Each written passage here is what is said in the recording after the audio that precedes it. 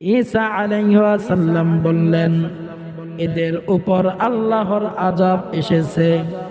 এইসব আল্লাহর নাফরমানির কারণেই এদের উপর আল্লাহ তাআলা গজব নাজিল করিয়া ধ্বংস করিয়া দিছে। ঈসা আলাইহিস সালাম তিনি মৃত ব্যক্তিদের সাথে কথা বলতে পারতেন। ঈসা আলাইহিস সালাম ওই জায়গায় আওয়াজ দিলেন, ইয়া আহলাল করিয়া, হে বস্তিওয়ালারা। ওই মাটির তলদেশ থেকে জবাব আসলো, লাব্বাইক ইয়া নবী আল্লাহ, লাব্বাইক আমরা হাজির, ইয়া নবী আল্লাহ, হে আল্লাহর নবী।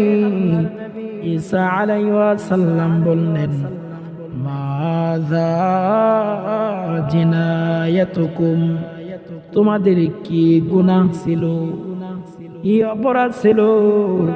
ওয়া মাযা সাবাবু হালাকিকুম, এবং কিভাবে ধ্বংস করা হলো? আওয়াজ এলো, হুব্বুদ দুনিয়া ওয়া মুহাব্বাতু তাওয়াগিত। আমাদের দুটি কাজ ছিল, এক দুনিয়ার প্রতি মুহাব্বত, দ্বিতীয় দুনিয়া তাওয়াগিতের সাথে মুহাব্বত ছিল।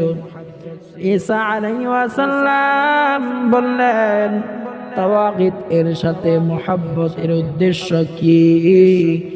আওয়াজ এলো, নিকৃষ্ট মন্দ প্রকৃতির লোকদের সাথে আমাদের ওঠা বসা, আমাদের মিল মুহাব্বত, আর নিকৃষ্ট লোকদের সাথে ওঠা বসা করতাম। এর কারণে তাদের সাথে আল্লাহ তাআলা আমাদেরকে ধ্বংস করিয়া দিছে।